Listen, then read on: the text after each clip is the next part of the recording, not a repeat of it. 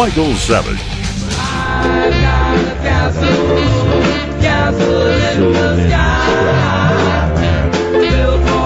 Beautiful song on Rock and Roll Friday. It is Rock and Roll Friday no matter what the alt-Muslims have done in Barcelona, no matter what the psychotic brain dead in the media have done. Come on, I want to hear the rock and roll. That's what I want to hear. So an alt-Muslim kills 14 and wounds over 60 in Spain, and Wolf Blitzer says it's a copycat of Charlottesville. Now, I don't know whether he's suffering from Wolfheimer's or Blitzerheimer's, but Wolfie should know that it wasn't a copycat. He knows that the Muslim terrorists, the alt-Muslims, to be very fair to the discussion, the alt-Muslims ran people over on the London Bridge, Wolfie. I realize your memory has been failing you for at least 40 years now. The alt-Muslims ran people over on the London Bridge. They run people over in Nice, France. Even you knew that, Wolfie, didn't you? Or has your memory failed you? And then, wait, it gets even worse. The alt-Muslims in Finland went on a knifing spree. 4 of the refugees welcome. 4 of the alt-Muslim refugees went out with knives and stabbed women with strollers. Stabbed them in the back, no less, the brave members of the Islamic State. Invite more of them in. Oh, invite more of them in, the alt-Muslims. They're fantastic. Now, I'm going to talk about that today. I'm going to talk about is firing Bannon a big deal today and ask you, is firing Bannon a big deal?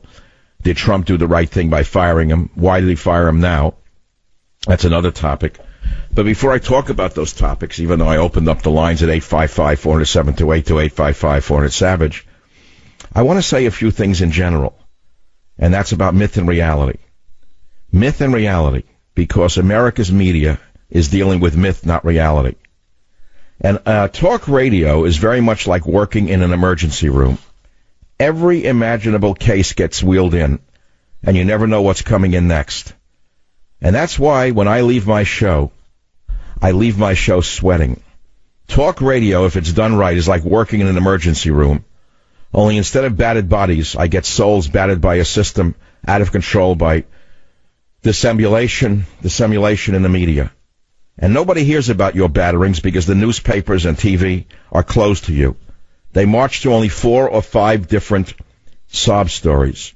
The rest of you could drop dead, get run over by a truck, stabbed by an alt-Muslim, have your pockets fleeced by the senators and congresswomen who tell you that they love you. Your children could be beaten up in school for being white. Your wife could be thrown into a gasoline tank, and they wouldn't care. Is democracy dying? Are men sexually harassed? That's the world we live in, ladies and gentlemen. You created it by letting these phonies run the country into the ground. Yes, the pendulum started to swing to the right, but look what just happened today. And look what they've done to Trump simply for espousing the ideas that I have espoused since I began in radio. These evil, evil ideas of nationality, of a nation being defined by firm borders, by a central language, a common language, in this case English, of course, and by a common culture. What do you mean we have no culture in this country?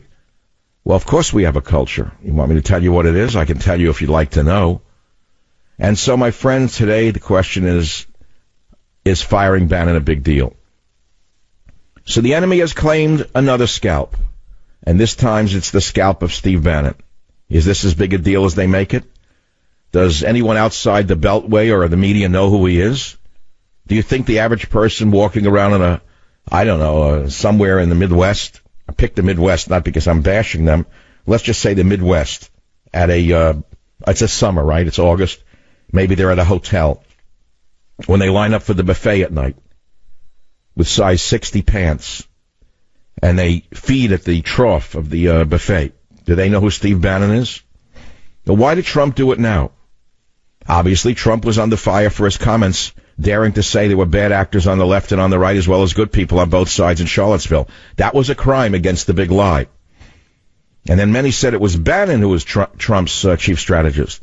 And they accused him of being a racist and a white nationalist. And that is why the president was supposedly sympathetic to neo-Nazis and white supremacists. All a big lie. Let me remind you again, Donald Trump has a daughter named Ivanka. Beautiful girl. She married a Jewish man named Jared Kushner, who was an Orthodox Jew. Donald Trump's grandchildren from that marriage are Jewish. They follow the Jewish laws. They're not neo-Nazis or white supremacists.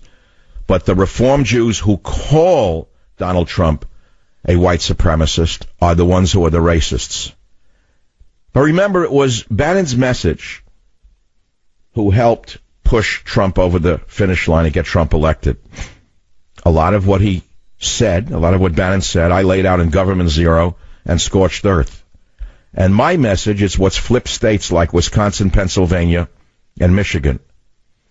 But after Trump won and Bannon was named chief strategist and Reince Priebus was named chief of staff, it became a battle between the message versus the men of the establishment, the agenda versus the authorities, the ideas versus the institution. So the things that Trump said he would do, ban Muslims from countries that produce too many terrorists, secure our border, make Mexico build a wall, etc. I don't have to go through the agenda items. Immediately came under full assault from the corrupt, entrenched citizens of the D.C. swamp. They were making a fortune, and it was nothing but a fight from day one. But this firing of Bannon, is this Trump being strong by getting rid of a disruptive voice in the White House? I mean, after all, Bannon did just do a crazy thing. He gave an interview just the other day to a left-wing publication where he allegedly thought it was supposedly off the record. Well, I don't know if it was really intentional or whatnot. Maybe he was wanting to get fired. Or maybe this is a sign of strength that Trump will finally have one cohesive message coming from the administration. Or maybe this is Trump being weak and caving in to Nancy Pelosi and the haters on the left. Bannon became the one blamed for the populist views that many have painted as racist. And that means my views as well as the views of extremists. And they look at him as steering the president to his comments about so many things they don't like. And Trump wanting the heat to stop gives the media, the left, and the weak-kneed Republicans Bannon's head on a platter. But does the firing of Bannon really matter? Will the Rad Dem Bolsheviks stop their hatred? Did you hear what Nancy Pelosi already said? She wants everyone fired. See, they really want Trump fired. And they want more than that. They want you fired. They want you, the deplorables, to be denied the vote. They would like to reverse the decision where all men are equal in the United States of America. And to Nancy Pelosi, not all men are equal. Some of you have no right to vote. That would be everyone who listens to the Savage Nation, with the exception of the progs who listen in order to trip me up. Now, it happens to be good for a leader to have compelling ideas so he can make difficult decisions after hearing from different voices. And one of those voices, a conservative one at that, has now been silenced, and he's the one who had a good message. It's the message that told Democrat Eddie in Western Pennsylvania, or Milwaukee, or the laid-off auto worker in Detroit, that they mattered to President Trump. Well, who will carry that message now? Will it be President Trump himself? Can he maneuver his way around the swamp alone? Or will he be pulled down into the murky depths by the same creatures that have resided in it during the Obama years?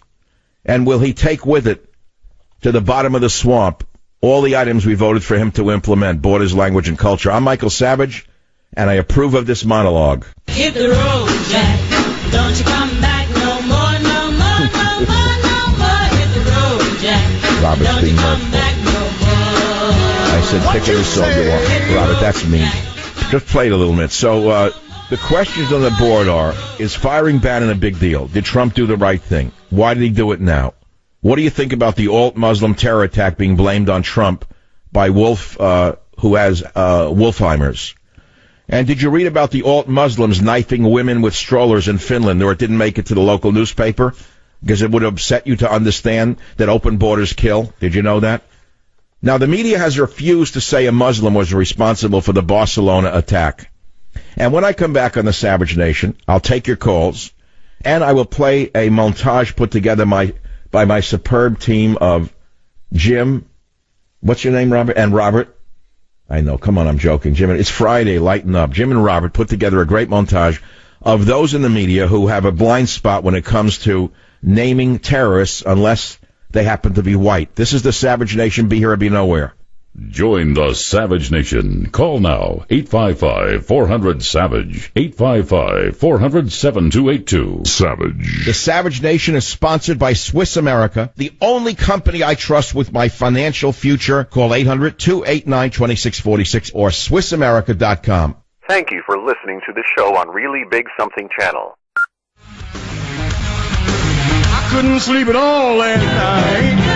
I couldn't. I was up at 5 in the morning. Thank God it's Friday. Jeez, do I need a break. Bannon. So the sheep are baying around America. Bannon. Bannon gone. Bannon out. Bannon Nazi. Bannon is a guy who was served in the Navy, you jerks, you. He's the furthest thing from a Nazi you could ever find. You're the real Nazi, you so-called progressive, headscarf-wearing liars, you. Bannon. I mean, according to the left, they turned him into a Ku Klux Klan member and a Hitler. I read one blogger who said, gee, why doesn't he get a job promoting sheets? White sheets. A sheet company should come to him and say, it's the preferred sheet for burning crosses, the Bannon sheet. This is how crazy they are. But it says, according to BuzzFeed, by Adrian Carrasquello, there's an article just came out, Bannon's next move, a return to Breitbart and possible war with Drudge. He's not going to win that one. And why would he hate Drudge? Why is he after Drudge? Oh, one person close to Bannon says he has his eye on who he believes helped accelerate his ouster, Matt Drudge. Matt Drudge, it says, worked to remove Steve Bannon. That is the reality, said former Trump campaign advisor Sam Nunberg, who regularly talks with Bannon. And I hope Matt is happy because his work helped Bannon not be in the West Wing, but it helped Democrats and people that didn't vote for Trump be in the West Wing. So they're against this General McMaster. I don't know what their gripe is. I mean, truthfully, Breitbart, if you read it, for weeks now, it's been anti-McMaster every day. And then he doesn't like Javanka, who is Jared Kushner and Ivanka Trump. And Bannon doesn't like Cohn and McMaster. You know, when you take on the military, you got to lose. Steve should have known that as a former military man. That was his biggest mistake.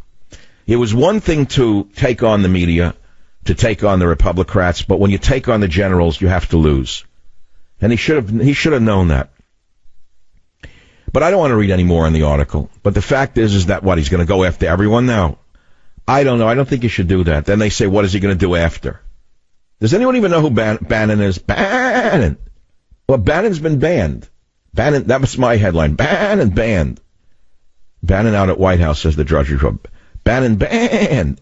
Senior advisor moving on after impressive run, the Drudge Report has learned. Populist hero may return to Breitbart. And then he runs a Drudge poll. What will Bannon do if he leaves the White House? Return to Breitbart, launch radio career, write tell-all book, run a think tank. Do you think that guy on the buffet line knows who Steve Bannon is? He doesn't even know what happened in Spain or Finland. He doesn't know that the alt-Muslims just killed a number of people in Europe. He doesn't know. What does he know? Now in Barcelona, there's a huge fire at the airport. Thick black clouds. The warehouses around the Barcelona airport were set on fire. They probably don't know who did it. Probably it's those damn Quakers again. It must be those Quakers feeling their oats in Spain, setting those warehouses on fire.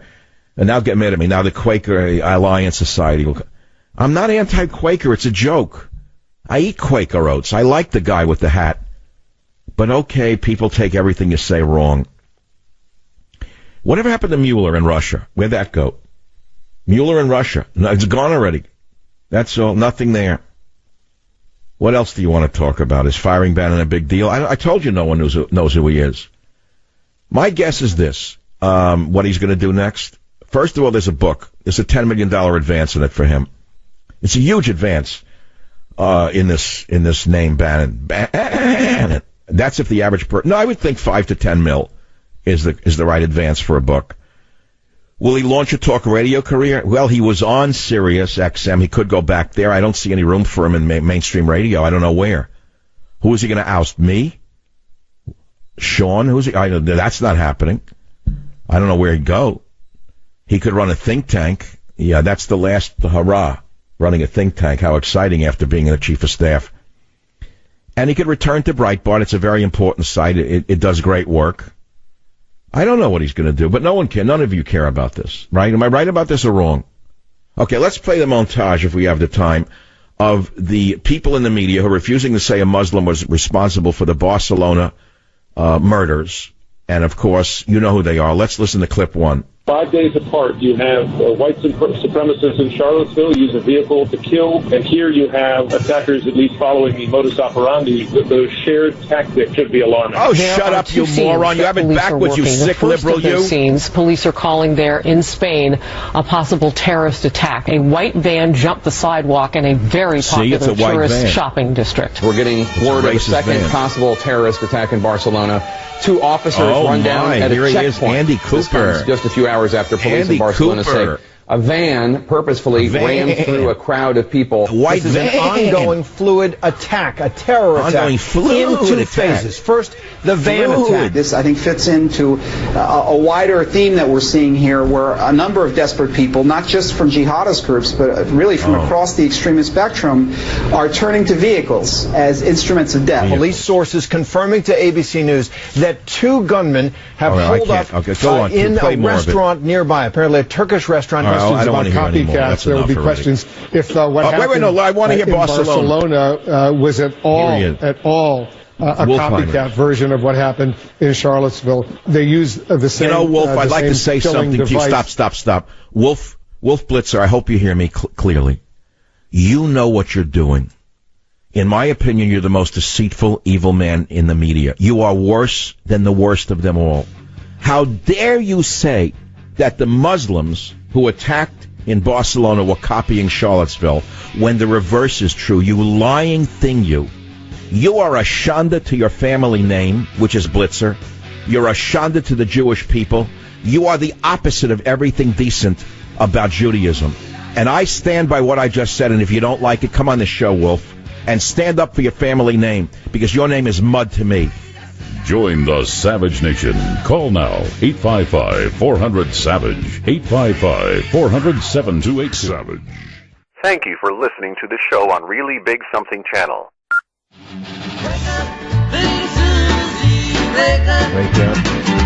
Wake up, Susie Savage. Wake up, little Susie Savage out there. The Everly Brothers. Is it the Everly Brothers? Yeah. Checking my music score. Is firing Bannon a big deal? Did Trump do the right thing, or did he cave into the rads? On Tuesday, the president told reporters at Trump Tower that Bannon was a good man and not a racist. He said, I like Mr. Bannon. He's a friend of mine, but Mr. Bannon came on very late. You know that. I went through 17 senators, governors, and I won all the primaries. Mr. Bannon came on very much later than that, Trump said before ending, but we'll see what happens with Mr. Bannon. And so he's out now.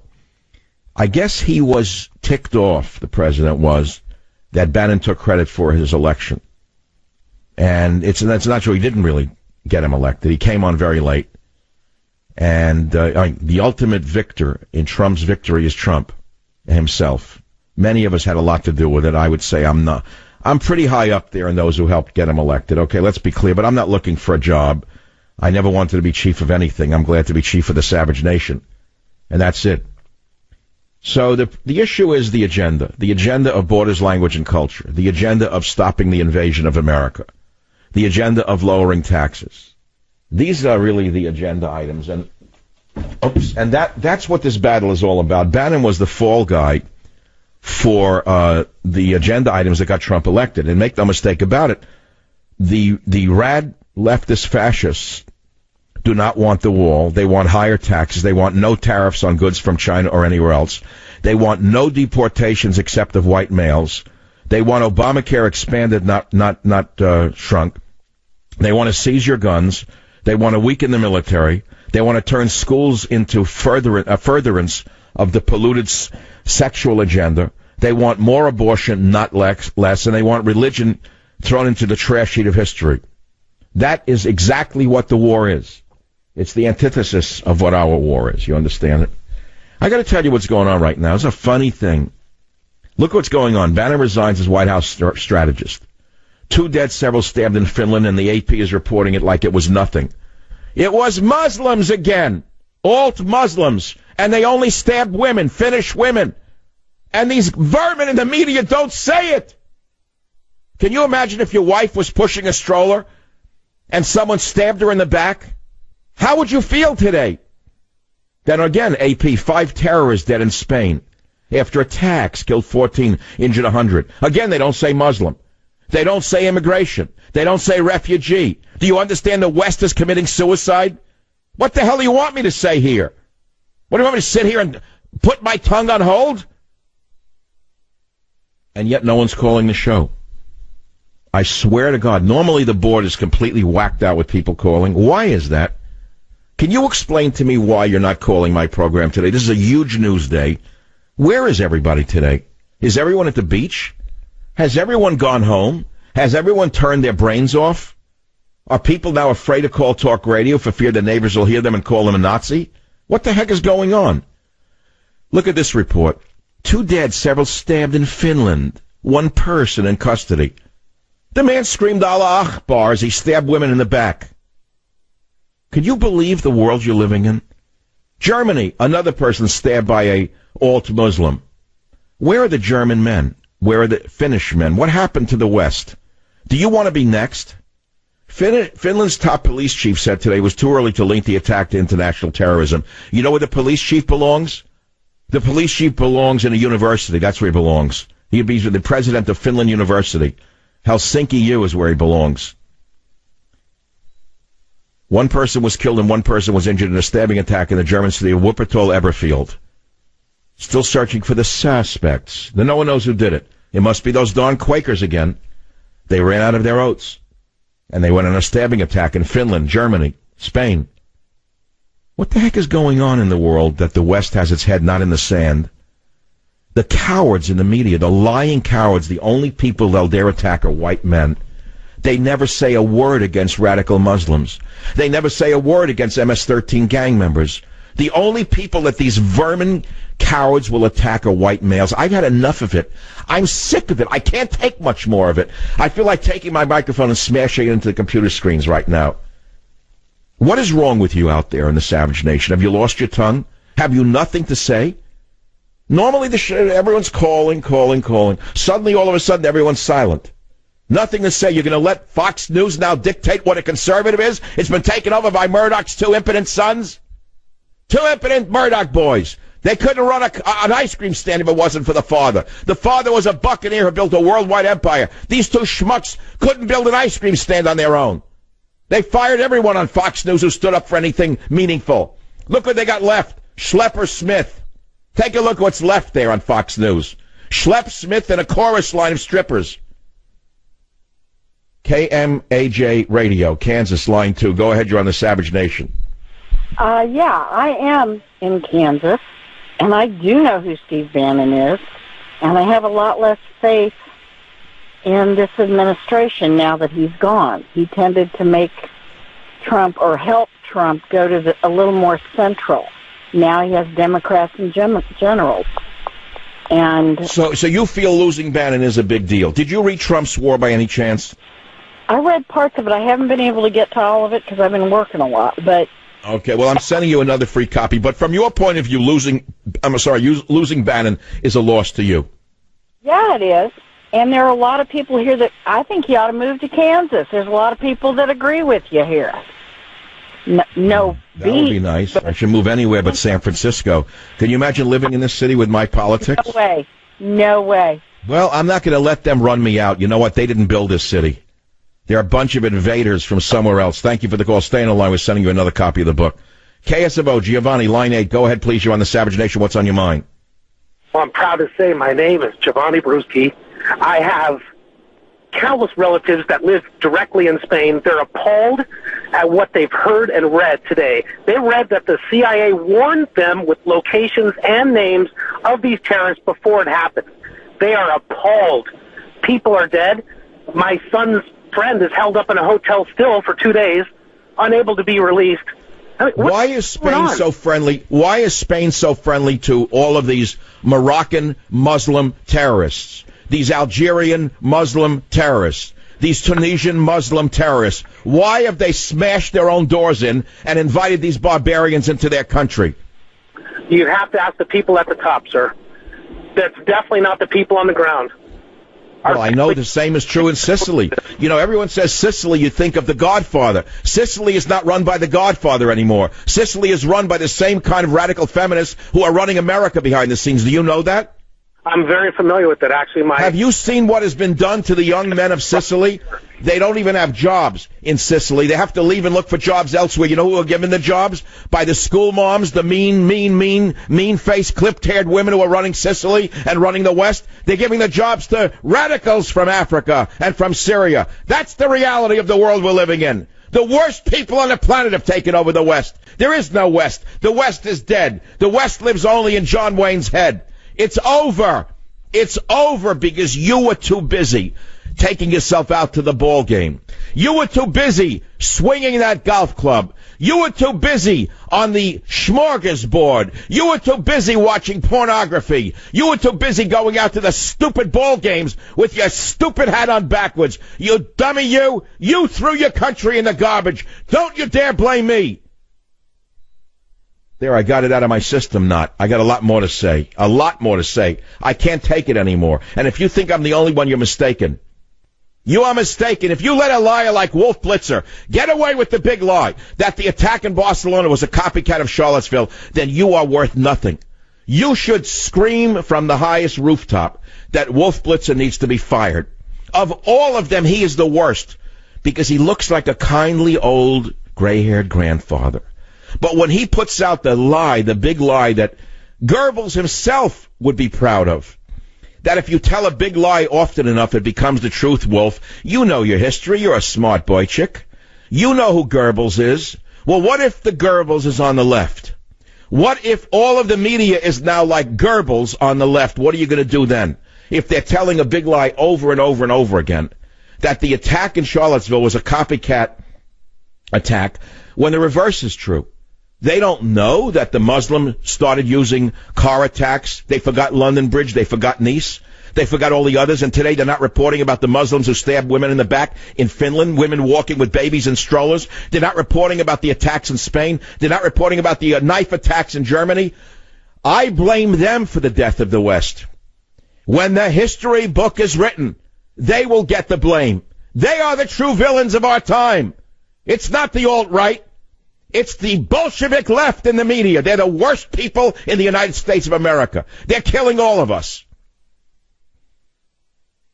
WABC Vincent, I am not sorry for losing my temper because I haven't lost it yet. What's on your mind? Yes, Mike, the downfall of the West is not liberalism, it's white guilt. That is the death of all white people to come and the next generations.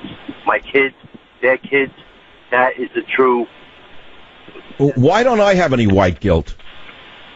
Because nothing was given to you for free. You weren't privileged. I'm an immigrant son. What guilt should I have? What did I take from anybody? Nothing. You should be proud. And that's racist. I should be? Why, I'm not proud enough? You are proud. Look how successful you are. Your family had no handouts, no welfare, nothing. And you guys prospered and made it like all European immigrants. My mother told me that when they came over, and they lived in squalor, their apartments were clean as a whistle. And if anyone collected what was called home relief in those days, they were shunned in the neighborhood. Nobody would talk to them. Home relief in New York City was, welfare in those early days was known as home relief for the poorest of the poor.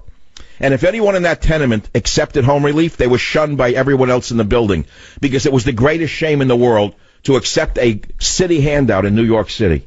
My relatives would have rather thrown themselves off a fire escape than accepted charity. Do you know that?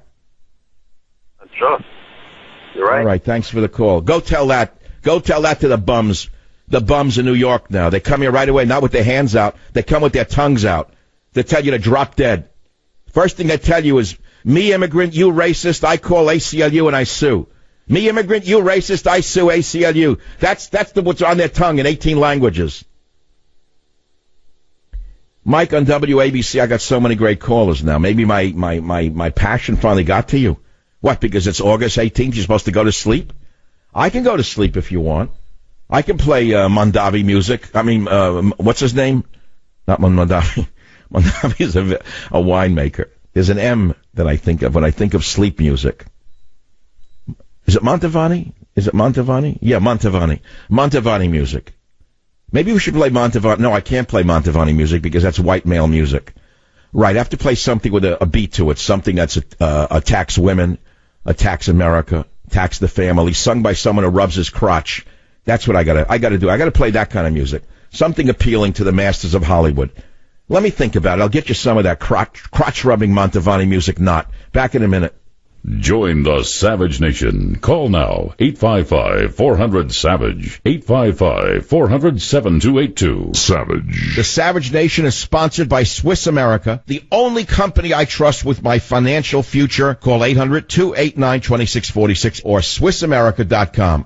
Thank you for listening to the show on Really Big Something Channel.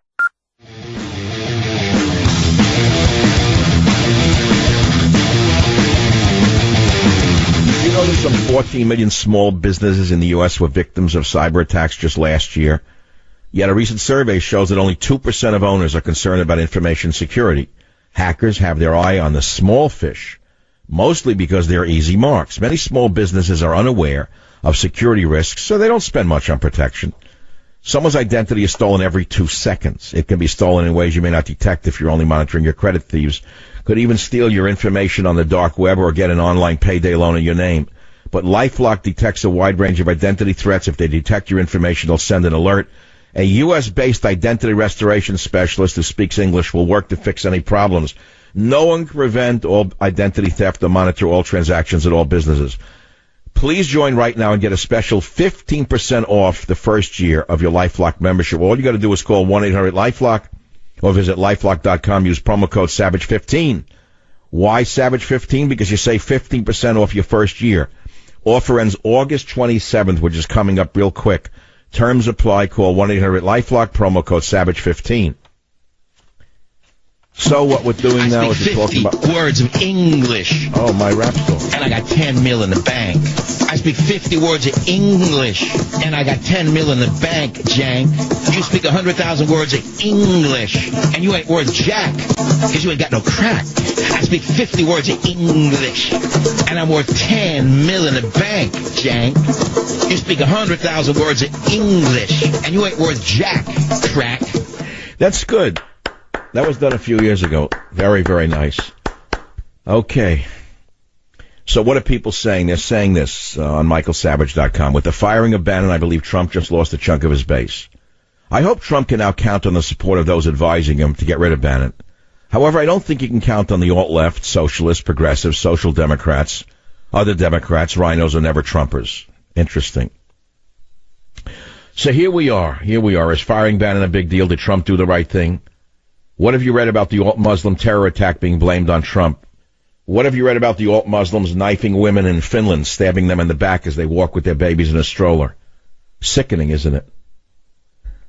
Let's take some callers. KSFO, Greg, line 2, fire away. You're on the Savage Nation. You have 30 seconds. Yeah, you're right, Mike. I've got a large construction business here in the Bay Area, 100-plus employees. And I'm literally always telling them not to post things on there that would jeopardize the business. I've got 2 daughters who are working over in San Francisco for high-tech firms. Are always telling me, Dad, watch what you say. It really sucks for me being a white male that I can't really speak the truth of what's really happening. I dropped my son off at Larkspur Ferry, and I said, son, he's a big burly kid. I said, be careful. Be careful. Look what's going on. Let me tell you, the big white boys are the biggest targets right now. I'm getting reports of them being punched in the street. I'm getting reports of them being stabbed in the street. And they're being stabbed and punched not by white males, if you get the picture. The barbarians are loose in the streets of San Francisco. Nancy Pelosi's goon squads are running wild in the streets. And not one report is ever made by the newspaper, which is a wholly owned subsidiary of the Democrat socialist machine. Join the Savage Nation. Call now. 855-400-SAVAGE. 855-400-7282. Savage. Thank you for listening to the show on Really Big Something Channel. August 17th, 2017.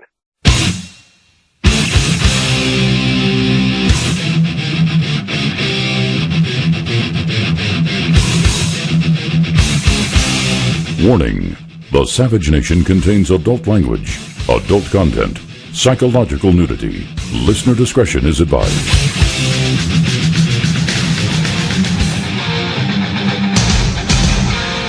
And now, America's most exciting radio talk show, The Savage Nation, home of borders, language, culture.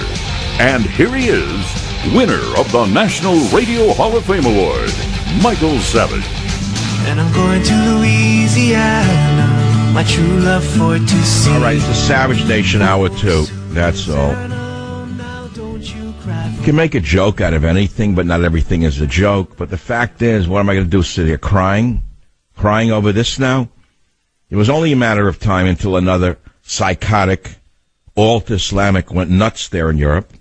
It'll happen again and again and again because they've been hollowed out. After 30, 40 years of Bolshevism in the schools, propaganda put out day and night about how evil Europe is and how evil Europeans are, and opening the borders and letting their countries be flooded by those who would conquer them. What do you think is going to happen with all those millions of alt-Islamics in Europe? What do you think is going to happen with all those alt-Muslims in Europe? What just happened today? You had an alt-Muslim attack by a Moroccan man. Terror attack in Barcelona. 12 killed, 80 injured by this low-life, cowardly group of bums. The most cowardly people on the planet are those who wrap themselves in religion to kill innocent people. And that's what's going on around the world. Now, you won't hear as much about this as you did about what happened in our own country. As you well know, that's because the woodpeckers and the wolfies and the woodpeckers, and all of the others in the media have it out for Trump and those of us who are known as the deplorables. We've gone from being deplorables to Nazis in virtually 6 months, 9 months now. They become so emboldened on the left that now they're not afraid to call you a Nazi if you love America. If you love America's borders, language, and culture, you're no longer a deplorable. You're now a Ku Klux Klan member. At least that's what's going on in this country, which is why we're talking about this, which is why I wrote Stop the Coming Civil War in 2013, because it's time to stop the coming civil war in 2017.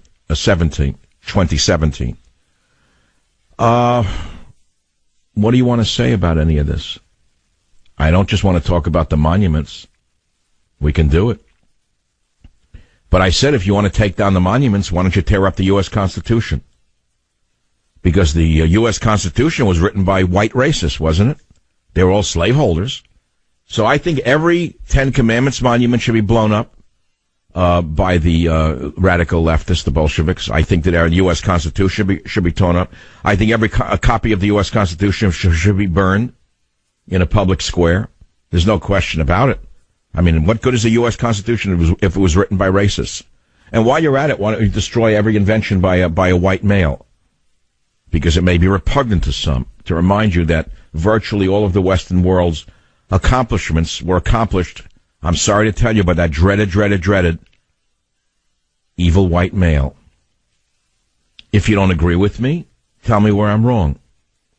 This place is about compromise. It's about dialogue. The phone number is 855-407-282. Let's take the callers on the Savage Nation. WABC, Anthony, line 3. Go ahead, please. 30 seconds or less. Hi, Dr. Savage. I just want to make a commentary and an observation. In a country where you're allowed to burn the U.S. flag, I believe that lends latitude to the kind of nonsense that we saw Saturday to these white supremacist groups and nationalists. I think had we nipped that in the bud years ago, I don't think we would have the extent of the kind of protesting that we see here today. I'm not following you. If we had nipped what in... Wait, hold it. If we nipped what in the bud? In other words, what I'm saying is, burning the U.S. flag gives latitude to doing anything you want. I don't think you should be allowed to burn the U.S. flag.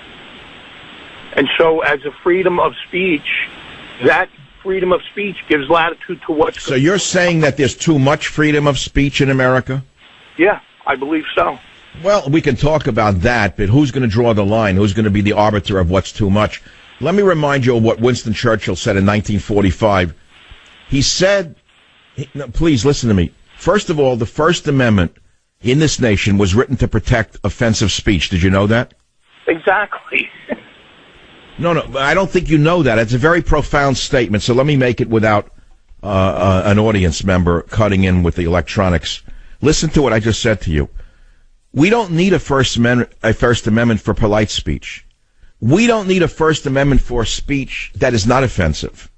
The whole reason the founders wrote the First Amendment was to permit dissent, was to permit offensive speech. But the low-life intellectuals, the low-life intellects on television, those who couldn't do anything else for a living but put on a suit and tie, if they can do that well, and they have a good look to them, and they look nice in skinny pants at art openings, then they're hired by the Molochs of the world. But if you have an intellect that goes beyond that of putting on a good tie, you recognize that offensive speech is protected by the First Amendment. That's what the First Amendment was written for. Now, they don't have a First Amendment in England, by the way.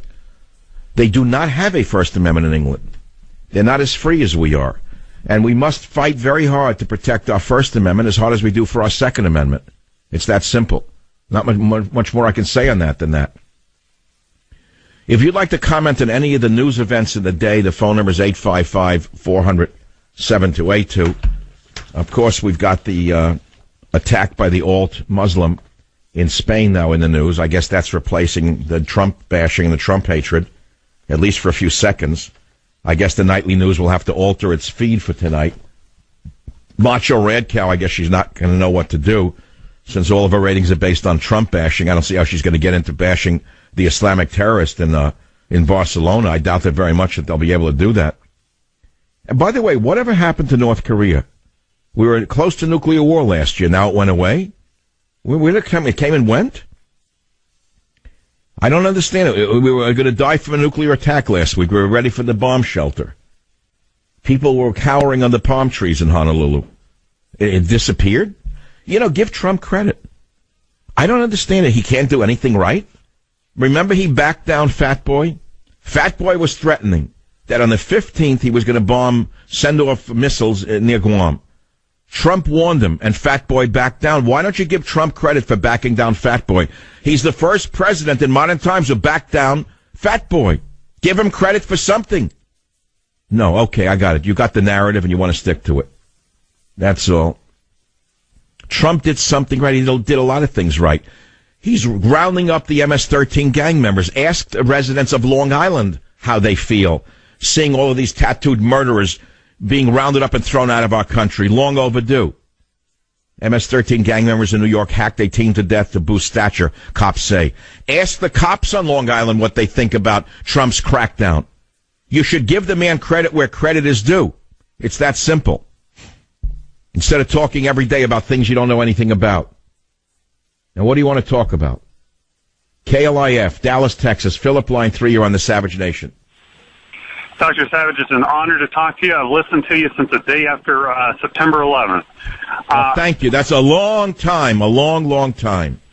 Yeah, I needed a break from the news of that day, and I just stumbled on your station, and I've been listening to you ever since. So thanks for everything you do.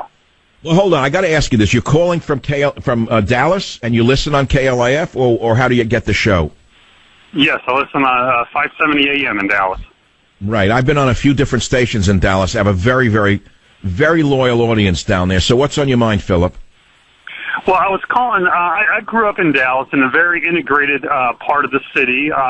It wasn't a rich area by any means. I'm a white kid. I grew up in probably lower middle class setting, but I went to integrated schools, went to a public university, worked retail jobs. Interacted with people from all different walks of life and all creeds and colors.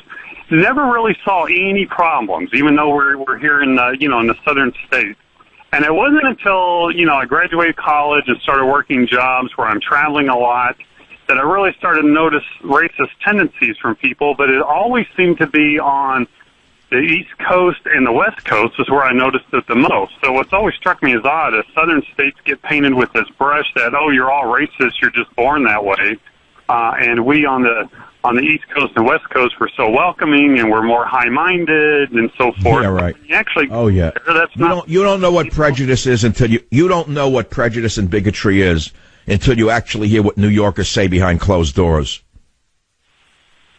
I'll bet. Let's leave it at that. And by the way, I'm going to send you a copy of the most important book I've written, Trump's War. It's more important now than ever. And I don't want to read from the book because the book is more important than now because I warned you who the real enemy of Trump would be. I warned you it would be the deep state. It's in the book. I warned you it would be the Republican Party itself. That's come true. I said Trump's war against the enemies within. I warned you who the enemies within are in Trump's war, and the enemies within are now winning. That's all.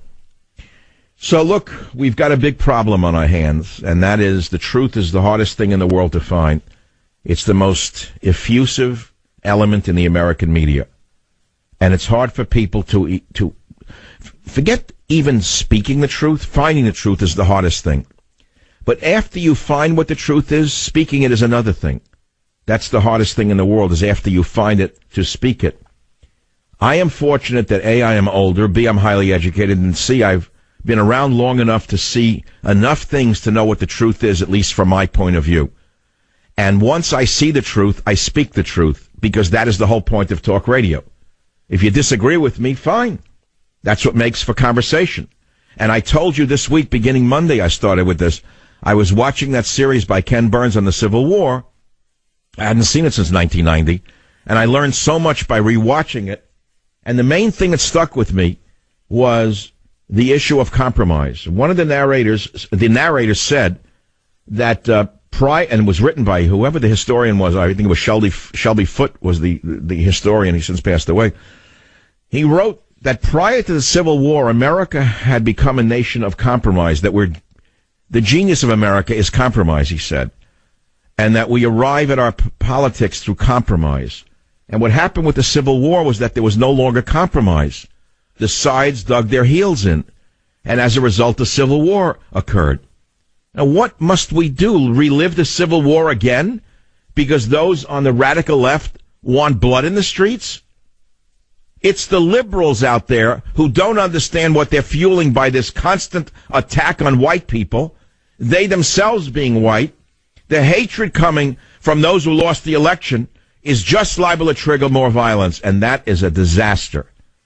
I advise those of you who lost the election to stop smearing everybody who supports nationalism as Nazis, and stop smearing everyone who wants firm borders, English as the language of America in the voting booth and in the workplace. English, English, English only. And our culture, our great culture in this country, borders, language, culture. No, we're not all Nazis and Ku Klux Klan members. In fact, few of us are. Maybe you're the real terrorist. Maybe you on the left who are so quick to hate are the real haters. Did you ever think about that? You should think about it, because we don't want violence in this country. We want dialogue and compromise. I'm running late. I'll be right back. Join the Savage Nation. Call now, 855-400-SAVAGE, 855-400-7282. Savage. The Savage Nation is sponsored by Swiss America, the only company I trust with my financial future. Call 800-289-2646 or SwissAmerica.com. Thank you for listening to the show on Really Big Something Channel.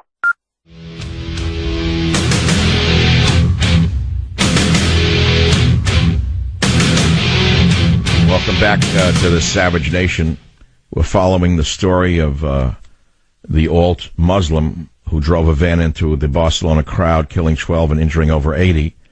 By this evening on MSNBC, it will be Trump drives van into Barcelona crowd, or attacker copied Trump and drove a van into the Barcelona crowd, killing 12 and injuring 80. That'll be by tonight. I mean, there's only so much Trump bashing they can do. Now, how are they going to shift gears all of a sudden and talk about Muslims tonight? They can't do that. So I'm sure that those on cable news are going to have to stick to the script that was written for them by the Bolsheviks in the back room. Attacker drives van into Barcelona crowd. We're calling the attacker an alt-Muslim because we don't want to smear an entire great religion of peace. So it's an alt-Islamist. Well, no, an Islamist would be a radical.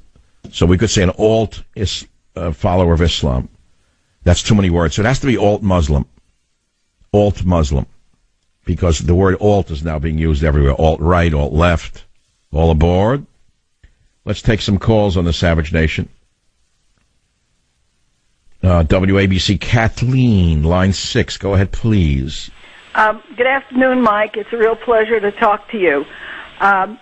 let me digress for a minute. It's a good thing you're on the West Coast and you're married, because I am so in love with you that I would have aggressively pursued you if you were right here in my backyard. That's so provocative, Kathleen.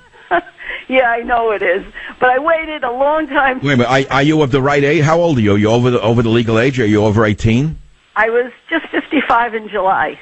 So I got scared for a minute. I thought it was a stalker who was a... So what's on your mind? Well, here's what I wanted to say, Mike. None of this is happening out of a vacuum.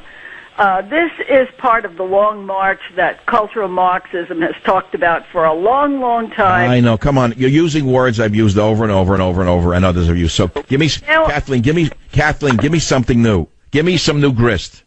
Okay, I want to ask you this. We've been trying to dialogue with them, and I don't think dialogue helps. So the question is, we're seeing all of this unfold now. We almost look like we are at a loss for what do we do? Well, first of all, you keep speaking truth to the power of the media, and you keep speaking truth to the power of the liars on the left. You don't stop speaking the truth just because they want to shut you up. No. That's all. Why do you have to roll over to them? I definitely... Because they all have big mouths from Great Neck? Because they have big mouths there in their Mercedes? Well, Trump just came out to Suffolk County and talked about the MS-13 gang. Right, he didn't get any credit for throwing those gangbangers out of Long Island, did he? Did he get credit for backing down Fat Boy in North Korea, who nobody backed down yet? Nobody backed down North Korea till Trump. Give them credit where credit is due. But they're so invested in their hatred that they can't even see the truth. But I do. God sees the truth but waits. I see the truth and speak. This is the Savage Nation. I'll be right back. Join the Savage Nation. Call now. 855-400-SAVAGE. 855-400-7282. Savage. Thank you for listening to the show on Really Big Something Channel. It is 34 minutes after the hour. You're listening to the Great Savage Nation. Turn the music off. I'm not into that song. I want to show you what's going on in the country. A Berkeley man, an electrician, who was scheduled to speak at last weekend's white supremacist rally in Virginia, was fired as a result of his connection to the violence-marred event. John Ramondetta, known as Johnny Monoxide, was a union electrician working in the Bay Area on a project for Rosendin Electric. On Wednesday, a company spokesmouth said he was no longer employed at the job site. Now, I will say this. Ramondetta, the electrician who was fired simply for attending a rally, I don't care what his politics are, declined to comment, saying only that, quote, he knows California law and was conferring with people. He should sue them for everything they're worth. Because the day you can be fired for your political beliefs in America is a very, very bad day indeed. And if today they're coming for those on the right, tomorrow they can come for those on the left. It's illegal, number one, but it's wrong, number two. It is absolutely illegal to fire somebody for their political beliefs. Here is the second Bay Area worker who was fired because they were identified on social media sites as having attended the white supremacist gathering. And there's another little quirk to that story. This electrician who was fired, read down the whole story. He worked as a union electrician inside wiremen on a local job site, International Brotherhood of Electrical Workers, Local Union 6. It's very important you hear the rest of the story. He wasn't always aligned with the white nationalist movement, according to the Southern Poverty Law Center, which is, by the way, a terrorist organization to me. Anyway, the SPLC, which tracks hate groups nationwide, they ought to track themselves, said that in 2011, he was active in the Occupy Wall Street movement in Oakland and later attended a Black Lives Matter protest. Why is it that we're seeing so many right-wing extremists who came from the left wing? Why all of a sudden do we see so many people who are far leftists, Occupy this, Black Lives Matter, all of a sudden they're going to these right-wing groups? The answer is quite clear, my friends, and it's not written in the wind, it's written in your brain.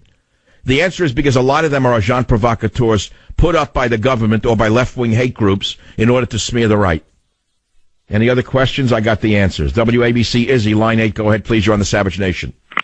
Hey, I want to actually talk about Barcelona and Charlottesville, but one thing on what you were just saying, there's going to come a time when I'm protesting, let's say, gender diversity, inclusion in my community or in my school, not public school, and then they'll say, my job is gone because I'm a hater. I'm no different than a white national KKK member.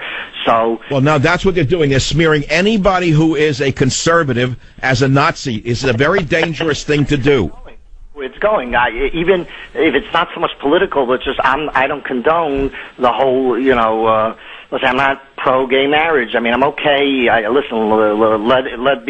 it be. But I'm not going to say it's okay. But if I come out in a protest against it, my job's gone because I'm a hater. But I just want to go one. Wait a minute. Then that means the whole Orthodox Jewish organizations, all of them, have to be closed down as a hate group. I've been talking about this for like. Well, no. If you're talking about that issue, then all those who preach what you are saying are by definition of the Southern Poverty Law Center hate groups. Yeah, 100%. We're going to be a hate group.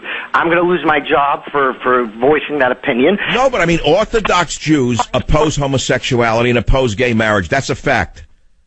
And so what? Now you have to call them a hate group? Who? Call who? Who's on first?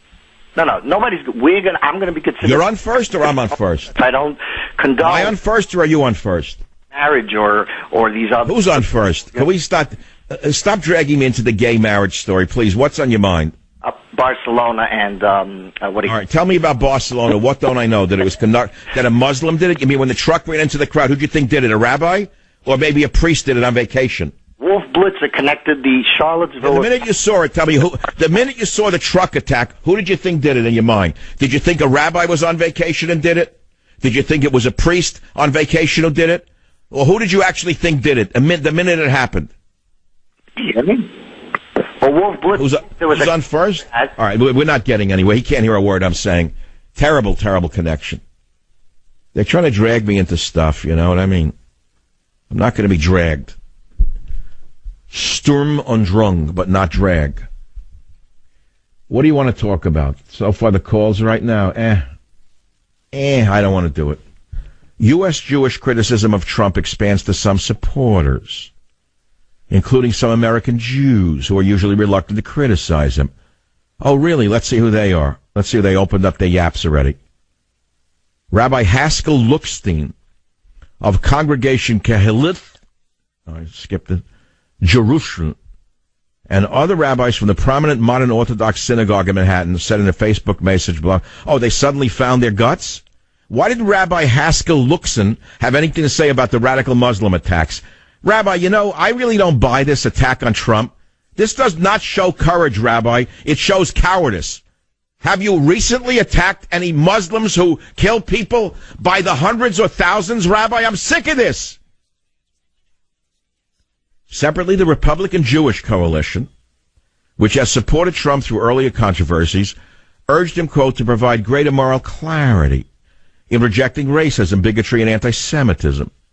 Among the coalition's board members is Las Vegas casino magnate and GOP donor Sheldon Adelson, who eventually supported Trump.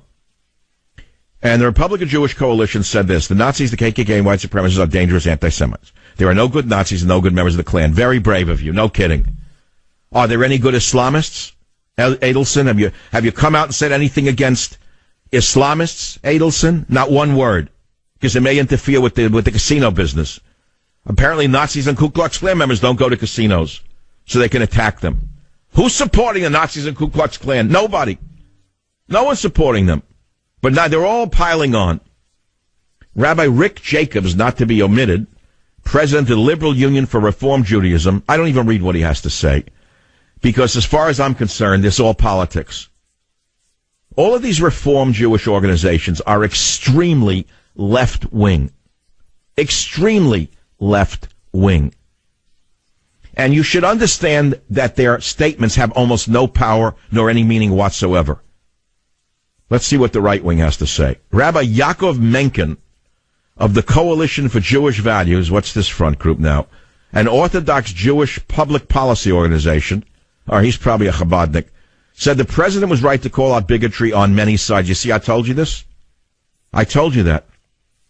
Mencken said he sees anti-Jewish bigotry coming from the right and the left, including from parts of the Black Lives Matter movement. The rabbi, you see, I told you the Orthodox Jews are conservative and rationalist, and they see the truth. Rabbi Yaakov Mencken, the conservative, did not attack Trump. Listen to what he said. He said, why this apparent desire of some to mask hatred coming from left-wing groups? David Duke is worse than Louis Farrakhan, he asks. You see this? So it just shows you that you have to distinguish to understand. Rabbi Marvin Chaya, founder of the Simon Wiesenthal Center. I don't want to listen to what he had to say. Chaya did nothing. When I was banned in Britain, he wouldn't lift a fig. Rabbi Martin Heyer, I said, intervene on my behalf of the Simon Wiesenthal Center. He wouldn't even answer my letter. I am so sick of these liberal organizations that pose as religious fronts. The only ones I trust in any religion in this country, in Christians or Jews, are the truly religious. The rest are all politicians. That's all. What time is it already? What now? I have to get into an argument with a member of the Black Lives Matter? Okay, go ahead. Sydney on KAOK. Go ahead. You're on the Savage Nation. Fire away. You're on the air. I'm a 54-year-old black male. And congratulations. I have to honestly tell you that. Congratulations. So you know more than I do about everything. Go ahead. Yes, sir. I want to tell you that you're one of my heroes. I've been listening to your show. See, that's why I had you on. I knew you'd like me. Now disagree with me. Where am I wrong? Well, I don't disagree with you. Once I heard you say that, you for the last few days you've been touting how great the white male is and how much they've given to the world and to society as a whole. I can't argue with you there, but here in America they certainly had a few years head start. There's been great civilizations dating way back before America came along, and people were doing quite well. People were succeeding. People were educated. Well, hold on. Slow down. This is too broad a statement. Which great civilizations? Because in my discussion of white male inventions, I certainly acknowledged the great advancement of China until about 1,000 years ago. I talked about the advanced civilization in China, for example. But let me just finish this thought, if you don't mind. I also explained why the great civilization in technological advancement disappeared 1,000 years ago. It was because of the centralization of power under the ruthless dictatorship of the Mandarins, which was my main point, which is that centralized government kills creativity, kills inventiveness. That was my main point. Yeah, certainly, and also the civilization that built the pyramids that are still standing. I mean, those were probably the greatest accomplishment that I can imagine. Well, I understand the Pyramid of Cheops is a great masterpiece, but it was built by slaves, wasn't it? Sure, absolutely, and well, then maybe we ought to tell Egypt to blow up the pyramids in Egypt, because they're a reminder of a dark chapter in their history. A large chunk of Washington, D.C. also built by slaves. Well, blow it up. Yeah. Tear down the White House. Yeah. What my main concern was, if you see what's going on with this new KKK and this alt-right movement, I'm so shaken by these young kids that are involved in this. I mean, this hatred and things like that has to be learned. Sidney, you and I could be brothers in thought on that. But my main point is, of course they're repugnant. It's horrible to see this march of Nazism in America. No one likes it. We all detest it. But look at the hatred on the left in this country. They've been getting away with it for years now. And that's why I opened up telling you guys that I was a member of Black Lives Matter. I mean, there's a lot in the media that's comparing the two. And to compare them to the Ku Klux Klan and that reign of terror that they've had here on America that's laughable. I mean, well, wait a minute. The Ku Klux Klan's reign of terror ended a long time ago. Thank God it ended a long time ago. But the Black Lives Matter reign of terror has not ended. I disagree with you. When you look at the activities of Black Lives Matter in Ferguson or Baltimore or in Oakland, California, it's not a group of peace marchers. You know that and I know that. You probably know it better than I do, Sidney. But to compare them to the all-powerful Ku Klux Klan and that history that they have here in America. The history of the Ku Klux Klan was horrendous. It was horrible. But the Ku Klux Klan today consists of a very small group of people with no power whatsoever. You know, I knew a friend. I knew a friend. I haven't seen him in years. Who infiltrated the American Nazi movement. He's a great, great man. He was a member of the DEA. Michael Levine. He wrote some great books. He actually. Oh, what a story this is!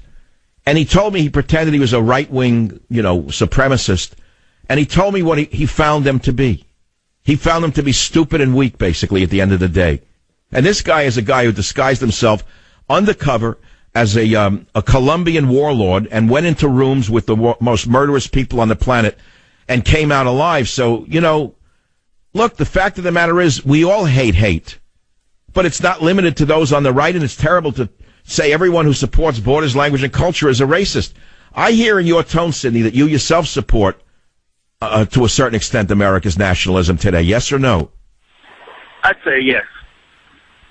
Okay. In other words, as an American, you understand that the America of today must sustain its own borders, its own language, and its own culture. I would suspect you're not happy with the illegal immigration in America, Sidney.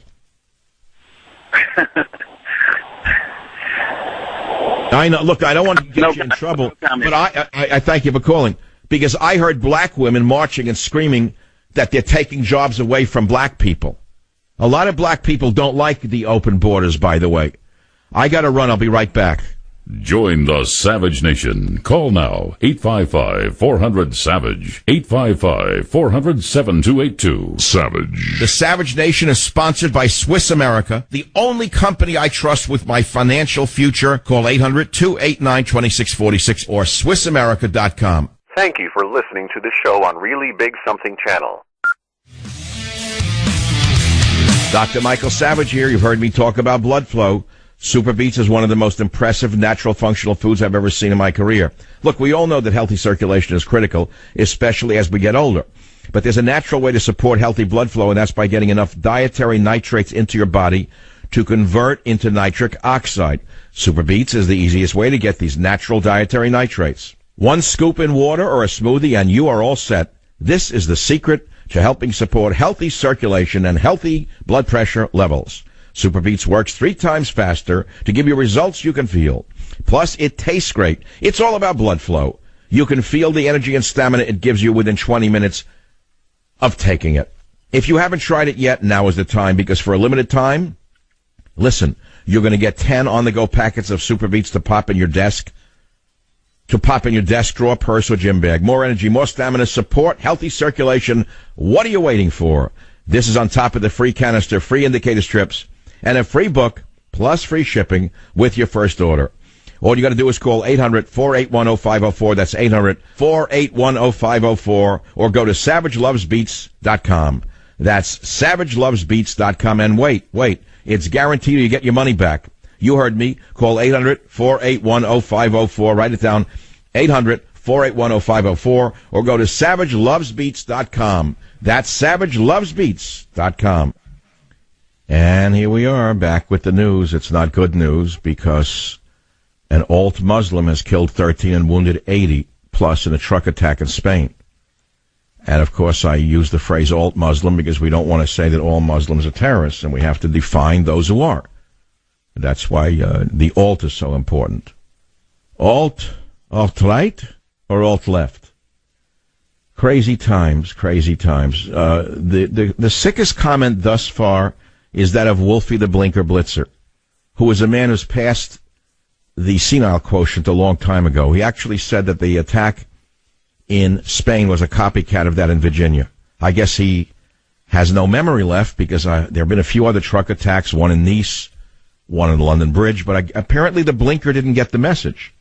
Wolfie the Blinker is so blinded by his hatred for Donald Trump and so blinded by his hatred for nationalism that Wolfie the senile Blinker on CNN said that the attack in Spain was a copycat of that in Virginia. I would say shame on you, Wolfie, but a man like you never had any shame, or you wouldn't be Wolf Blitzer. Alt-Muslims kill 13 in Spain. Stop the coming civil war. Compromise. This is the Savage Nation. Be right back. Join the Savage Nation. Call now, 855-400-SAVAGE, 855-400-7282. Savage. Thank you for listening to the show on Really Big Something Channel. August 17th, 2017.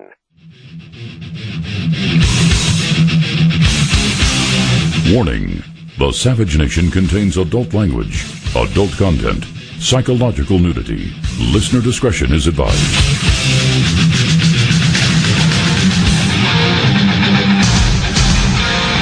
And now, America's most exciting radio talk show, The Savage Nation, home of borders, language, culture. And here he is, winner of the National Radio Hall of Fame Award, Michael Savage. 3 years ago, I wrote Stop the Coming Civil War. It was prophetic. And what I wrote was, and by the way, it is available in paperback, and yes, you should read it, and yes, it's the most important book of its time, because everybody who understands what's going on in this country realizes that the Wolfies and the Woodpeckers want more strife. Now, why do I say Wolfie and the Woodpecker want more strife? Why do I say things like that? Because if it wasn't for fire, if it wasn't for violence, they wouldn't be in business. Do you think cable news would survive for 1 year without violence and fire? So I wrote Stop the Coming Civil War, and here's what I wrote. Right now, we're in a place that mirrors the darkest days of our country's history. Some 146 years after Fort Sumter surrendered and the American Civil War began, Barack Obama announced his first presidential campaign in Abraham Lincoln's hometown of Springfield, Illinois. In that speech I wrote, Obama declared that, quote, listen carefully, you must listen to what I'm saying to you. If you want to know the genesis of America's current strife, listen to what I'm reading to you from Stop the Coming Civil War. Obama declared in his first presidential campaign speech, quote, like Lincoln, he said he was out to free a people and transform a nation. Transform a nation, he sure did.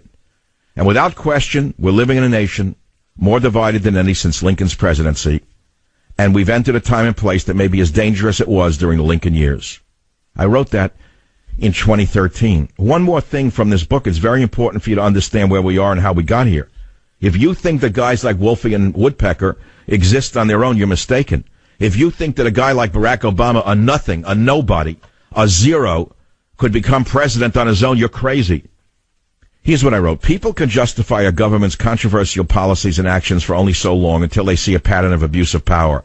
Then even the most devout supporters of any regime must decide if they support these extreme policies and actions or oppose them. You hear this? Now listen carefully, those of you who don't know what's going on. With the Obama government, this point of no return was reached for some when they slowly realized the extent of the vast National Security Agency spying scandal. Let me pause right there. Even the American left said that Obama's spying was the greatest scandal in the history of America, and that Obama had created a greatest spy agency on the average American that equaled none in the history of the world. He exceeded that of the Stasi in Eastern Europe. But that didn't reach Wolfie and the Woodpecker. Wolfie and the Woodpecker had only one villain in mind. A few months back, I received a book from a man whose father was George Wallace, Governor George Wallace. Many of you have forgotten him, but much of what is going on in America today relates very much to Governor George Wallace. And his son wrote an interesting book called Governor George Wallace, The Man You Never Knew, by George Wallace, Jr. And out of the blue, I received the book with a beautiful letter, which I'm going to read to you. Now remember, George Wallace was a segregationist. He was as hard of a segregationist as they come. And then someone shot him, crippled him, and left him in a wheelchair. And you know nothing about George Wallace after that. All you know is what the vermin in the media have told you about him. They've never forgiven him. They never, ever forgive anyone. And they keep smearing you in ways that are so sickening.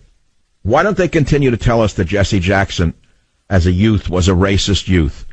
Jesse Jackson wrote that he spit in the food of white people when he worked in a hotel. Why don't they talk about Al Sharpton with the bullhorn outside of Freddie's Fashion Market, egging people on that caused a blaze that killed 13 or so people? Why? Why? Because the Bolsheviks run everything. Let me read you the letter, and let me ask you what you think of this. George Wallace was a hardcore Southern segregationist until he was shot. And here is what his son has to write. Dear Dr. Savage, I hope this letter finds you and your family well. I have enclosed for you a book I wrote about my father a few years ago. It is an introspective look at his life, personally and politically. I do believe you'll find it revealing in many respects. While I realize in the minds of many there are only a couple of images and phrases that define my father, there was so much more. his trek to Dr. Martin Luther King's church on one Sunday evening, unannounced in the 1970s, was a wonderful moment in his life. He told the congregation that he had been wrong about segregation and asked for their forgiveness. He said he had come to understand suffering because of the assassination attempt on his life in a way he had never known. Because of that, he had an acute sensitivity for suffering, and he knew he had caused some suffering among those from which he was now asking forgiveness. Their forgiveness was freely given with love, and that had a profound impact on his life. I'm reading from a letter by Governor George Wallace's son. He goes on in the letter to say, his work to nurture our common humanity and work to bring us together in understanding and reconciliation and love was the most important work in his life, although this part of his life is seldom examined. He wrote to the man who shot him and left him in such constant chronic pain and paralyzed until the day he died, and told him he loved him and had forgiven him. I think about the impact of his national campaigns during the 60s and the 70s, and how many national columnists and scholars have suggested that he was the grandfather of the modern conservative movement prior to Ronald Reagan. My father's life was extraordinary in many respects, and his journey back then was a journey we were all taking. I like to think that if he was a leader in the Old South, he was also a leader in the New South. I have always wished people could know of his entire journey. I think you'll find the book revealing. I want you to know Elizabeth and I enjoy listening to your program and hearing your perspective on the issues of the day. With best regard, George C. Wallace, Jr. I have no comments to make on this letter. It's self-explanatory. I just want you to understand something. Here was a man who was a lifetime segregationist who apologized for his beliefs at a congregation, to a congregation at the Martin Luther King Jr. Church. Why can't we all get along? Why can't we all compromise in each other? Why must we permit the agitators on the alt-left? Why must we permit the agitators in the media? What must we permit the Bolsheviks in the Democrat Party? Make no mistake about it. The Democrat Party of today is the Bolshevik Party of Russia that caused the Russian Revolution. I first introduced the word Bolshevik on the show a few days ago, and I want to tell you who the Bolsheviks were. We're not going to refer to your friends in the media as liberals anymore. We're not going to call them socialists. We're going to call them what they are, which is Bolsheviks. The Bolshevik Party was founded by Lenin and Bogdanov in 1905, and it was a party of workers under a so-called democratic internal hierarchy governed by the principle of democratic centralism, which is pure rubbish. There was no democratic centralism. It was always a dictatorship. But they were a revolutionary working class of Russia, led by these communists, hardcore communists like Lenin, who, by the way, came from a wealthy middle-class family. Does that sound familiar? How all of the white agitators of today come from wealthy white middle-class families. Did you know that? Anyway, they eventually caused a revolution in Russia, and it was formed by Lenin, as I said. Lenin wrote that revolutions must be led by individuals who devote their entire life to the cause. Doesn't that sound like Media Matters or The Nation magazine or the media of today, dedicating their entire life to revolution and making millions while doing so? That's the one difference between Jake Tapper, Wolf Blitzer, and those in the media and the early Bolsheviks. Jake Tapper, Wolf Blitzer, and the others in the media like Macho Radcow are lifetime revolutionaries, in my estimation, by their rhetoric. The only difference is they don't do it for the sheer pleasure of exercising revolution. They laugh all the way to the bank using the useful idiots on medication. But this is similar to where the Democratic Party is today. Whenever a crisis arises and one of its members comes under attack, whether it was Clinton with Lewinsky or Obama with one of his numerous scandals, any one of them, they're protected up and down the line from the elites in the party by the peasants who vote for them and, of course, by the complicit media. And like the Bolsheviks and Lenin, who used the party money to print and copy pamphlets, which were then distributed in cities and at political rallies in attempts to expand their operations, the Democrat media establishment used the power of the media to destroy anyone who gets in the way of the cause of their revolution and anything that could possibly stop it. We're talking about racism. Let me ask you a question. Is La Raza racist? Of course it is. The word La Raza means the race. La Raza doesn't mean all races. It doesn't mean civil rights for all. It means La Raza, the race.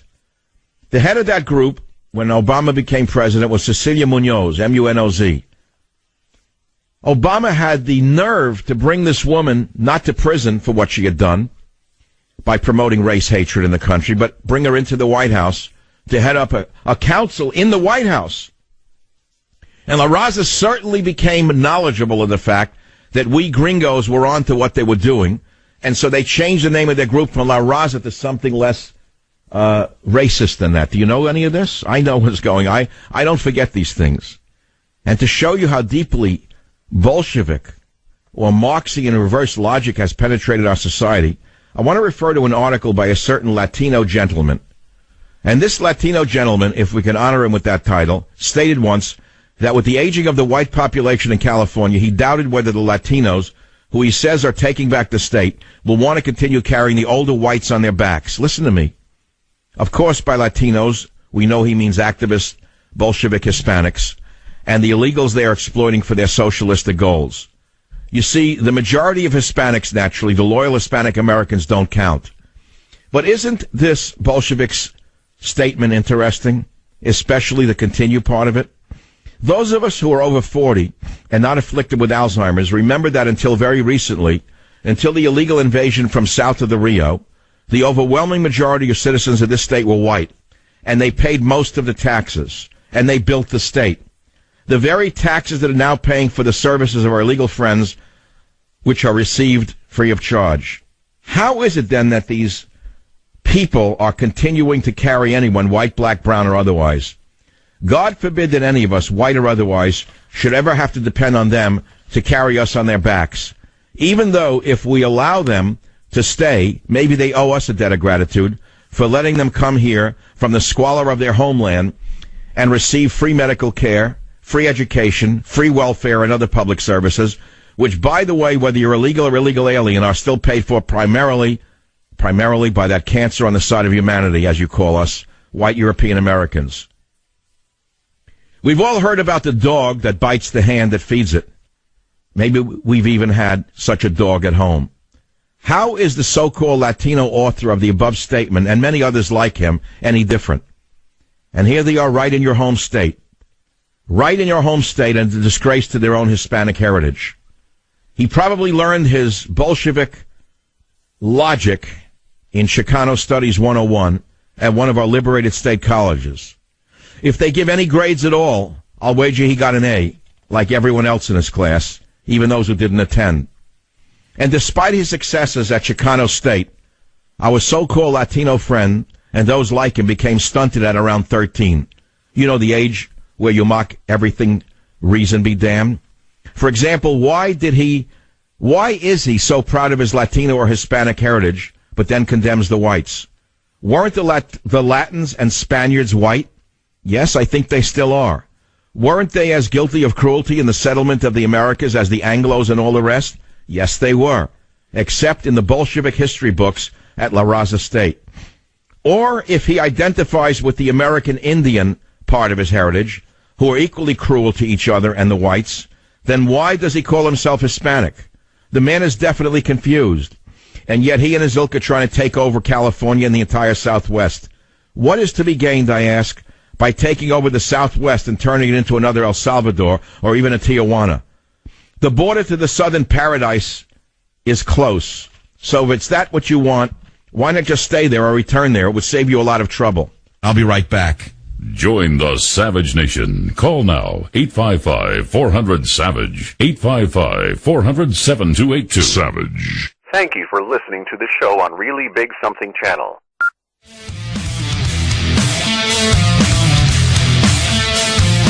This is for all of you who are depressed. I've known this for years. I've said it for years. I've taught about this for years. But it just came out in the Daily Mail, so now maybe you'll believe me. How vegetarians are almost twice as likely to be suffering from depression for it. There's something that they don't know about in this article that I know because my PhD is in the field of human nutrition. And you have to understand that meat itself, whether you want to eat it or not, you have to understand meat has certain qualities that cannot be matched by a vegetarian diet. There is an amino acid called carnitine. Have you heard of it? Carnitine? Carni means meat. Well, meat contains high levels of carnitine, which happens to drive energy. Really high energy is driven by carnitine. Just look into that before you draw any conclusions about vegan vegetarianism. The report added other potential factors include high blood levels of phytoestrogens. Big word, I know, but this is an important one. Because if you have a diet rich in vegetables and soybeans or soya, you're getting a high amount of phytoestrogens, and they're not all good for you. Phytoestrogens are estrogenic. In other words, they're getting an estrogenic compound from soybeans, which makes them a little much like their wife used to be. Another potential contributing factor is that lower intakes of seafood are thought to be associated with greater risk of depressive symptoms. Around 1 in 20 Britons are committed vegetarians, and the majority of are women, of course. All women think that cutting out red meat lowers the danger of heart problems, diabetes, and obesity. And so there are celebrity fans of the diet, which include Sir Paul McCartney, another great genius, and Singer Morrissey, another great, great political genius. Anyway, it's very important you understand that there are nutrients found in red meat and seafood that play an important role in producing brain chemicals that influence mood. And this could explain, to a great extent, why so many millions of people are fooled by Bolsheviks on a daily basis. If you think I'm kidding, I'm not kidding. I've been telling you for years. I got to tell you a personal story, not my own, not about me. In the 1970s, when I was a newly minted doctoral graduate, PhD, University of California at Berkeley, my first position was as a nutritionist, believe it or not, on a houseboat in Sausalito, California. So a woman comes in, and she was suffering from depression. She was near suicidal. And I asked her about her diet. And she says, well, of course I'm a vegetarian. And I said, tell me what your husband eats. Well, you know, he eats that typical horrible American diet, she told me.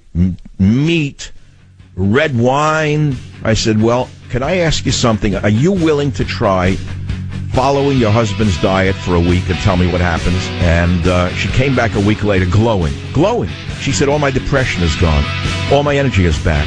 She said, how did you know? So you have to understand that the human body is not yet evolved to that extent that you can live solely on vegetables. I'll be right back.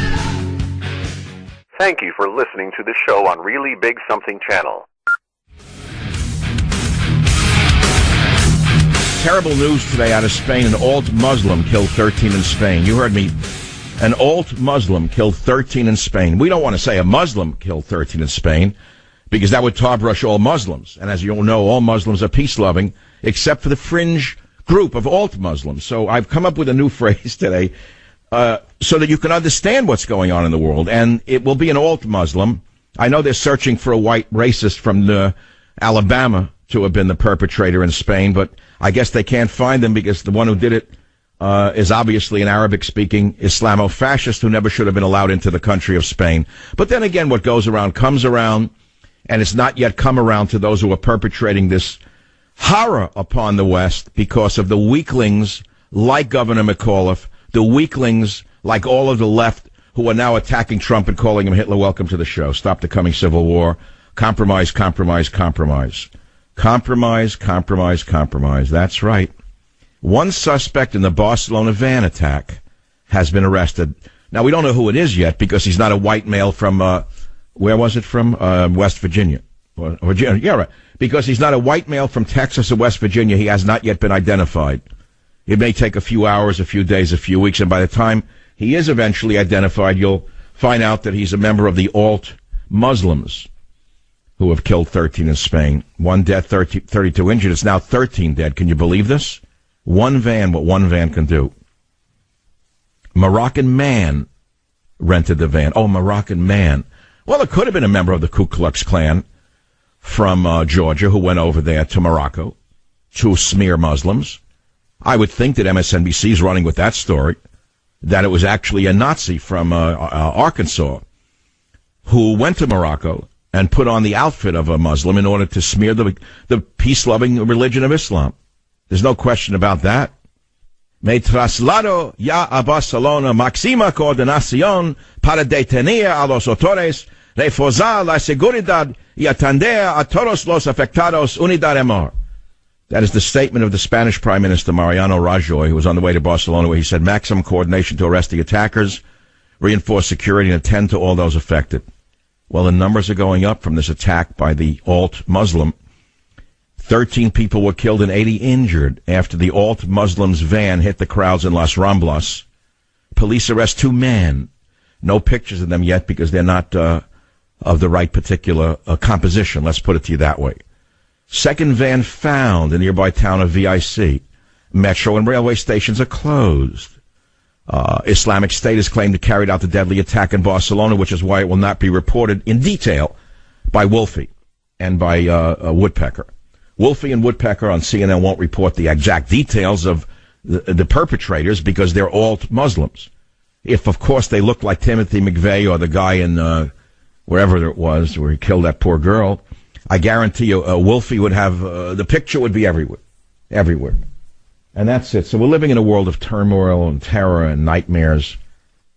All right, my friends, what's next? I think all Southern songs are now suspect, and they should go through the sieve of Charles Schumer or Virginia Governor McAuliffe or Hillary Clinton or any of the fascists in the media. Senator Blumenthal, for example, could create a new music division. And I think Senator Blumenthal's staff can aptly listen to all songs that have been written by Southern songwriters over the last 100 years and see which ones should be eliminated permanently from jukeboxes and from playlists around the world. Because he's very emotional about Trump. He says Trump condoned white nationalist marches. Here is Senator Blumenthal crying in clip 5. My dad came to this country in 1935 to escape Nazi Germany. Okay. He was 17 years old. Sorry to hear it. He had barely more than a shirt on his back. He spoke virtually no English, and he knew almost no one. So it's like my grandfather. This great country, the greatest country in the history of the world, gave him a chance to succeed, to raise a family, and to believe in America. Nobody loved this country more than my dad. So far, so good. And I've thought over the last few days how sad and ashamed he would be. He would be of those images. And then to watch a president who condones, even approves implicitly of those torch-carrying, epithet-shouting, hate-filled people. All right, thank you very much. I appreciate it. All right, get it. She's not making a leap now from Nazi Germany to Donald Trump. I think your father would be more ashamed of you than he is of Donald Trump personally. Look what you've become. Here you are, a sitting U.S. senator who should know better. And you bamboozled the people this long that you're still a senator? It's unbelievable to me. It was only a matter of time until another psychotic alt-Islamic went nuts there in Europe. It'll happen again and again and again because they've been hollowed out. After 30, 40 years of Bolshevism in the schools, propaganda put out day and night about how evil Europe is and how evil Europeans are and opening the borders and letting their countries be flooded by those who would conquer them. What do you think is going to happen with all those millions of alt-Islamics in Europe? What do you think is going to happen with all those alt-Muslims in Europe? What just happened today? You had an alt-Muslim attack by a Moroccan man. Terror attack in Barcelona. 12 killed, 80 injured by this low-life, cowardly group of bums. The most cowardly people on the planet are those who wrap themselves in religion to kill innocent people. And that's what's going on around the world. Now, you won't hear as much about this as you did about what happened in our own country. As you well know, that's because the woodpeckers and the wolfies and the woodpeckers, and all of the others in the media have it out for Trump and all those of us who are known as the deplorables. We've gone from being deplorables to Nazis in virtually 6 months, 9 months now. They become so emboldened on the left that now they're not afraid to call you a Nazi if you love America. If you love America's borders, language, and culture, you're no longer a deplorable. You're now a Ku Klux Klan member. At least that's what's going on in this country, which is why we're talking about this, which is why I wrote Stop the Coming Civil War in 2013, because it's time to stop the coming Civil War 2017. What do you want to say about any of this? I don't just want to talk about the monuments. We can do it. But I said if you want to take down the monuments, why don't you tear up the U.S. Constitution? Because the U.S. Constitution was written by white racists, wasn't it? They were all slaveholders. So I think every Ten Commandments monument should be blown up by the radical leftists, the Bolsheviks. I think that our U.S. Constitution should be torn up. I think every a copy of the U.S. Constitution should be burned in a public square. There's no question about it. I mean, what good is a U.S. Constitution if it was written by racists? And while you're at it, why don't you destroy every invention by a white male? Because it may be repugnant to some. To remind you that virtually all of the Western world's accomplishments were accomplished, I'm sorry to tell you, by that dreaded evil white male. If you don't agree with me, tell me where I'm wrong.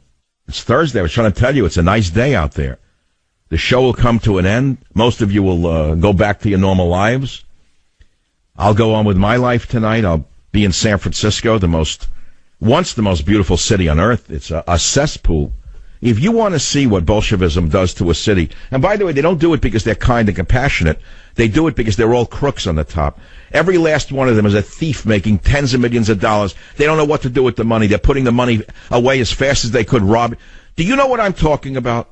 Have you ever been to a city run by Bolsheviks? Have you seen what it looks like? I just got a email from someone who said, look at the streets of Barcelona that are coming out. No bums, no litter, no dirt. Compare it to the third world cesspool of San Francisco. It's a nightmare. Go drive in San Francisco if you think I'm making this up to exaggerate. Take a ride in San Francisco on either Van Ness Avenue or Lombard Street. Lombard goes right onto the Golden Gate Bridge. And then when you get near the Golden Gate Bridge, one of the world's icons, the road is broken. It's been broken for as long as I've lived here. Where did all the highway money go? Oh, who stole the federal and state highway money in San Francisco that the roads are so broken? You need a tank to drive down the streets of this city, with few exceptions. Now, the streets are finally paved on the top of Pacific Heights, where Nancy Pelosi lives, and Dianne Feinstein, because nothing but the best for the queens of mean. This is the Savage Nation. Let's take your calls. And again, I'm not kidding when I say, shouldn't all Southern songs be purged from America's playlist? Any song even written by a Southerner or sung by a Southerner should possibly be eliminated because it may be offensive to some people in America. It certainly is offensive to those who are offended by Donald Trump. I guarantee you every time they hear from a song like I'm an Okie from Finoki or Deep in the Heart of Texas, I guarantee you they run for hiding and they call 911. Finally, we have an update. The attack suspect in Barcelona is identified as a Moroccan citizen. His name is Driss Ukabar, and he's a suspect in the murderously cowardly van attack in Barcelona. And although he killed so many, how many now? I don't even want to go in, 13 and 80 injured by this piece of human turd, this turd worlder? I shouldn't even say that. Robert, hit the key on that. They'll get mad at me for saying the truth. The first suspect identified as linked to the Barcelona terror attack is a Moroccan citizen who lived in Spain legally. Oh, really? Oh, yeah. You know how legal they all are, don't you? Just like in America, they're all legal citizens. Look at this nation. Look at this once proud conquering nation of Spain. Look what happened to it as a result of Bolshevism, from the schoolyard to the TV yard. Of course, we've got the attack by the alt-Muslim in Spain now in the news. I guess that's replacing the Trump bashing and the Trump hatred, at least for a few seconds. I guess the nightly news will have to alter its feed for tonight. Macho Radcow, I guess she's not going to know what to do, since all of her ratings are based on Trump bashing. I don't see how she's going to get into bashing the Islamic terrorist in Barcelona. I doubt that very much that they'll be able to do that. And by the way, whatever happened to North Korea? We were close to nuclear war last year. Now it went away. It came and went? I don't understand it. We were going to die from a nuclear attack last week. We were ready for the bomb shelter. People were cowering under palm trees in Honolulu. It disappeared? You know, give Trump credit. I don't understand it. He can't do anything right. Remember he backed down Fat Boy? Fat Boy was threatening that on the 15th he was going to send off missiles near Guam. Trump warned him, and Fat Boy backed down. Why don't you give Trump credit for backing down Fat Boy? He's the first president in modern times who backed down Fat Boy. Give him credit for something. No, okay, I got it. You got the narrative and you want to stick to it. That's all. Trump did something right. He did a lot of things right. He's rounding up the MS-13 gang members. Ask the residents of Long Island how they feel, seeing all of these tattooed murderers being rounded up and thrown out of our country. Long overdue. MS-13 gang members in New York hacked a teen to death to boost stature, cops say. Ask the cops on Long Island what they think about Trump's crackdown. You should give the man credit where credit is due. It's that simple. Be right back. Join the Savage Nation. Call now, 855-400-SAVAGE, 855-400-7282. Savage. Thank you for listening to the show on Really Big Something Channel. Trump's war. It's more important now than ever. And I don't want to read from the book because the book is more important than now because I warned you who the real enemy of Trump would be. I warned you it would be the deep state. It's in the book. I warned you it would be the Republican Party itself. That's come true. I said Trump's war against the enemies within. I warned you who the enemies within are in Trump's war. And the enemies within are now winning. That's all. So look, we've got a big problem on our hands, and that is the truth is the hardest thing in the world to find. It's the most effusive element in the American media. And it's hard for people to forget even speaking the truth. Finding the truth is the hardest thing. But after you find what the truth is, speaking it is another thing. That's the hardest thing in the world, is after you find it, to speak it. I am fortunate that A, I am older, B, I'm highly educated, and C, I've been around long enough to see enough things to know what the truth is, at least from my point of view. And once I see the truth, I speak the truth, because that is the whole point of talk radio. If you disagree with me, fine. That's what makes for conversation. And I told you this week, beginning Monday, I started with this. I was watching that series by Ken Burns on the Civil War. I hadn't seen it since 1990. And I learned so much by rewatching it.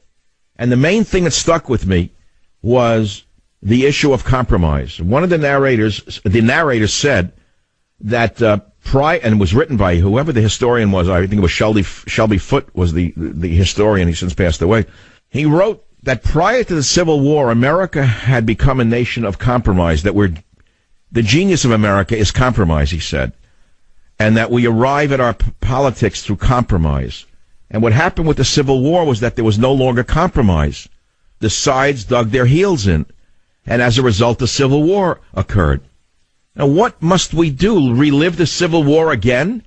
Because those on the radical left want blood in the streets? It's the liberals out there who don't understand what they're fueling by this constant attack on white people, they themselves being white.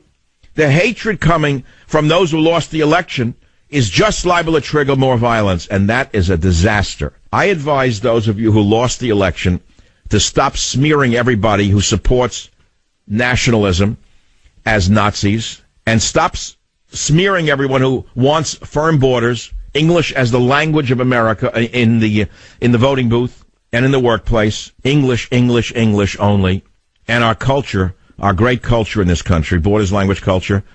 No, we're not all Nazis and Ku Klux Klan members. In fact, few of us are. Maybe you're the real terrorist. Maybe you on the left who are so quick to hate are the real haters. Did you ever think about that? You should think about it, because we don't want violence in this country. We want dialogue and compromise. I want to show you what's going on in the country. A Berkeley man, an electrician, who was scheduled to speak at last weekend's white supremacist rally in Virginia, was fired as a result of his connection to the violence-marred event. John Ramondetta, known as Johnny Monoxide, was a union electrician working in the Bay Area on a project for Rosendin Electric. On Wednesday, a company spokesmouth said he was no longer employed at the job site. Now, I will say this. Ramondetta, the electrician who was fired simply for attending a rally, I don't care what his politics are, declined to comment, saying only that, quote, he knows California law and was conferring with people. He should sue them for everything they're worth. Because the day you can be fired for your political beliefs in America is a very, very bad day indeed. And if today they're coming for those on the right, tomorrow they can come for those on the left. It's illegal, number one, but it's wrong, number two. It is absolutely illegal to fire somebody for their political beliefs. Here is the second Bay Area worker who was fired because they were identified on social media sites as having attended the white supremacist gathering. Savage.